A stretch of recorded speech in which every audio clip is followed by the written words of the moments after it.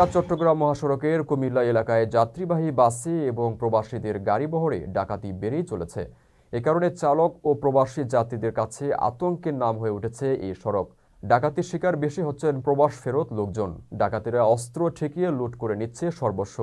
এমনকি আইন শৃঙ্খলা রক্ষাকারী বাহিনীর পরিচয়েও ডাকাতির ঘটনা ঘটছে। পুলিশ ও ভুক্তভোগী সূত্রে জানা যায়, গত 6 মাসে এই মহাসড়ক জুড়ে অর্ধশতাধিক ডাকাতি ও দস্যুতার ঘটনা ঘটেছে। বিমানবন্দর হয়ে দেশে ফেরা প্রবাসীরাই ডাকাতির শিকার হচ্ছেন বেশি। এ সড়কে চলাচলকারী কুমিল্লা অঞ্চলের হালকা যানবাহনের চালকেরা ডাকাতের হাত থেকে পরিত্রাণ পেতে ভার্চুয়াল গ্রুপ খুলেছেন।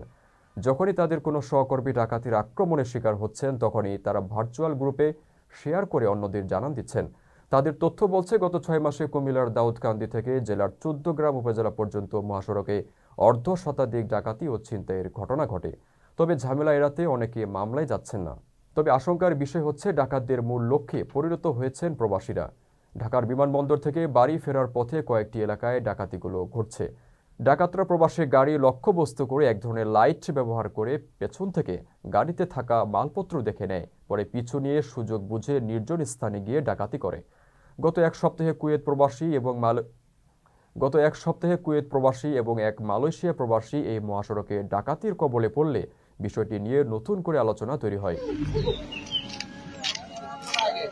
রেমিটেন্স যোদ্ধাদের ঢাকায় বিশেষ ছাড়ে রেডি ফ্ল্যাট দিচ্ছে শতভাগ বিশ্বস্ত ও নির্ভরযোগ্য প্রতিষ্ঠান প্রবাসীর সিটি।